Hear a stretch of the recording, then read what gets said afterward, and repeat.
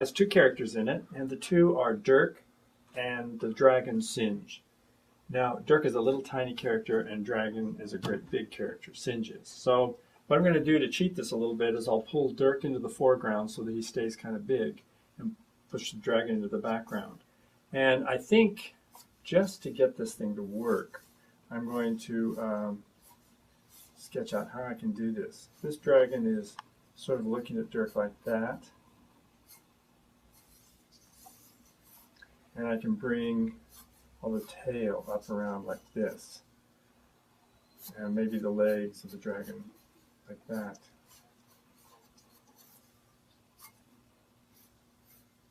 So I think that's going to work. So the dragon, what I just told you, I think is really relevant here. What's the dragon doing? Is he excited? Is he angry? Does he want to get Dirk? All of that becomes really relevant.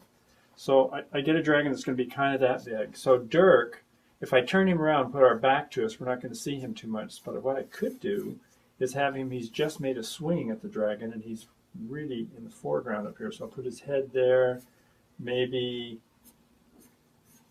arms like this. There's his sword. And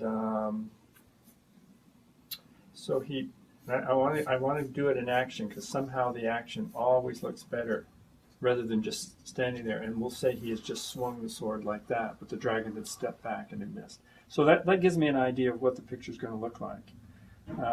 Right now I've got this down in this corner, so it looks like we're going to probably have to take the little seal and put it over in this corner, but I think it'll work.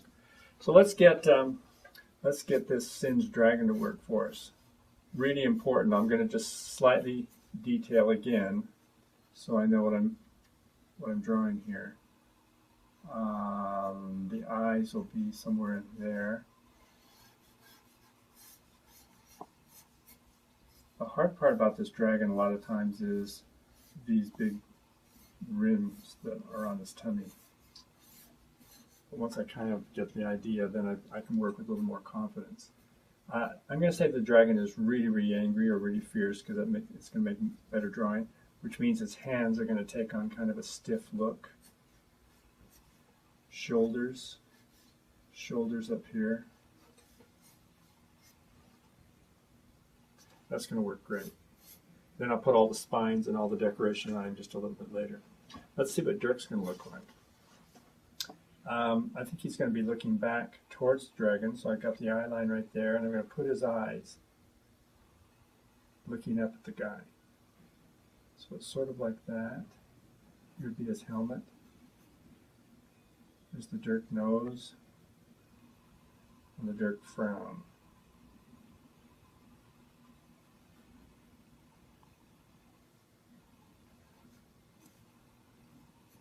That works. And his shoulders. It's really hard with human characters. You have to get the anatomy just right, or anyone looking at it says, it doesn't look right. And they'll spot it immediately. Even if they're not an artist, they'll spot it.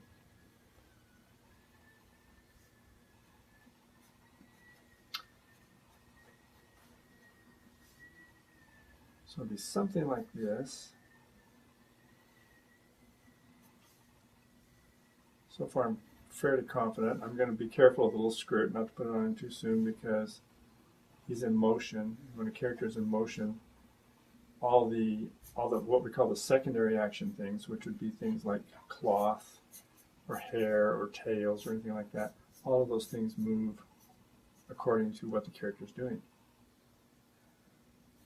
So I'm not going to put this on him yet. I'll just wait, and I'll know just what to do later on, but right now I don't know.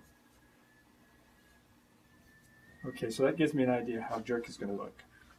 So let's start detailing our dragon and see if we can't get this guy looking really terrific. Go up here.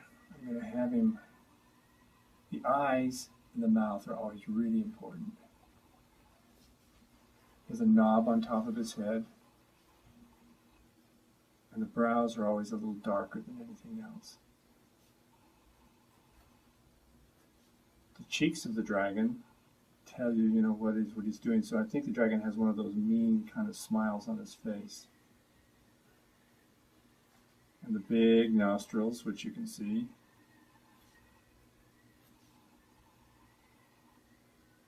when we were first learning how to draw this dragon, everybody had a lot of fun with it because we hadn't a clue. No one knows what a dragon really looks like, you know, unless you look at the kimono dragons, and you just don't know. So you have to make something up. So we stuck right on his bottom of his chin these two great big warts with these little growths that come out of them. And we went up at the top of his head, on the knot on top of his head, and did the same thing, so that he has these appendages that come out of his head. And it made him really interesting. Then we thought, well, why not put sort of like out of the same point right here, we're going to put these big fan-like things on his cheeks, which are like fins. And he suddenly got very interesting. And what we use these for is whenever he looked like he had a burst of adrenaline, these things would open up and these would straighten out so that it gave us little appendages that gave him expression. We thought we were so clever in those days. Now I'm getting the regular dragon tongue right now rather than having just spit the fire. So now let's head into the back of the dragon. He has all these really great looking spines on his back, which drive animators crazy. But they're also part of his charm. And if you go up here like this, you have to start putting all these little lines. Now these things tell you what the perspective of the dragon is. Since it looks like we're kind of upshot, I like to kind of change the direction and make them go up, so that we look like we're looking up underneath him, which I think helps. Now he's also a very strong guy, so you want to give him, you know, all the musculature that he needs to be a dragon, and also a little detail that I'm going to get more into later on. So he has all these little warts all over him.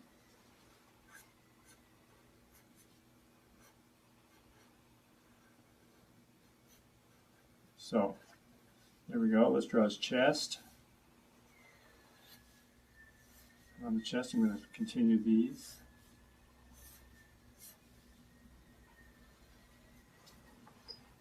So far, I'm liking it. I think it's going to be good. Right up in here again, here's some of these little warts. They get all over his skin. I don't know what those are. It just makes him look a little bit kind of like an animal, so we do that. And I even forgotten who came up with that idea. But it was a combination of a lot of people working together. See, now I've kind of got a straight over here with these curves. Those are playing against each other. And against this straight, here's another curve. But I don't want to parallel anything, because parallel lines usually are boring things. And here we go. Let's get into the legs. Again, since he is he's angry right now, I think what we want to do is we want to get all of the feet, the toes, the hands, the fingers, and all that to be very stiff looking, so that he's got them extended. And the claws on the end of them, it's going to make it look really, really good.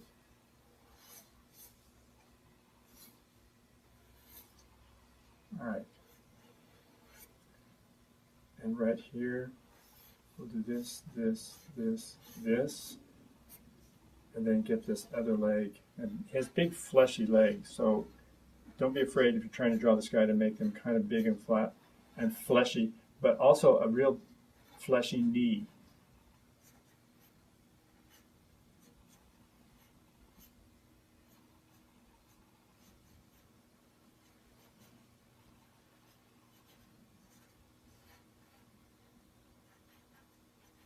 There we go.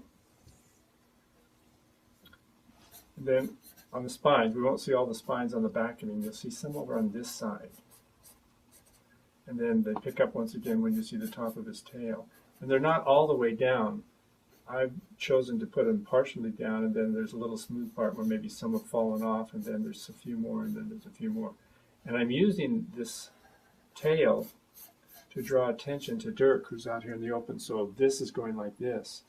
It's leading you right to look at Dirk. There's the bottom of his tail, a few more spines, not too many. It's what you leave out sometimes that makes it look good. Okay, let's do the other hand up here. This is claws. It's almost a human-looking hand, but not.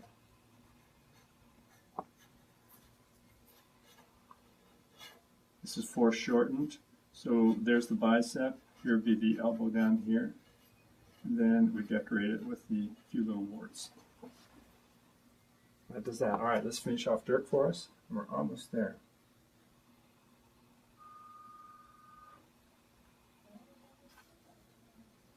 There we go. Dirk is actually really fun to draw. And once you get the hang of him, I always enjoy doing this.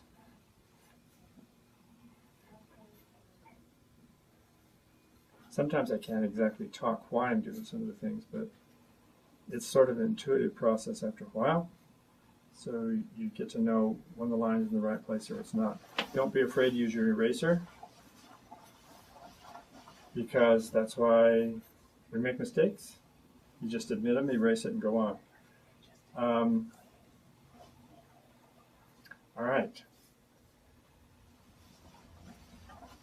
Now Dirk, you have to think through this. You know, how is he grasping? Here's his hand. His thumb goes around the other side.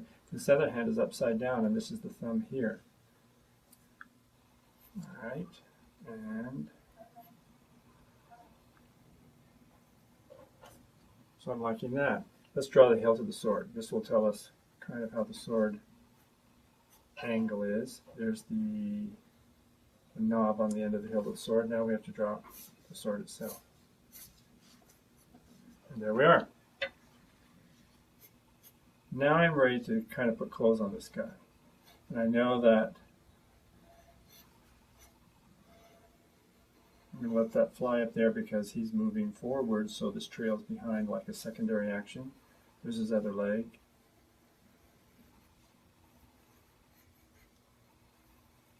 If it looks like at any time you don't like the way you've drawn this, just erase, and as long as you're drawing with a fairly soft pencil, you don't have a problem because you haven't grooved the paper. He has big, big legs down to him, almost no ankles at all. And no one knows why he has no ankles. We just accept it. So there's your Dirk. Now the last thing to stick in, of course, is these lines, speed lines that indicate the swing that he just took. And a little bit of a shadow will put him on the ground. And there you have Dirk and Singe. Okie doke.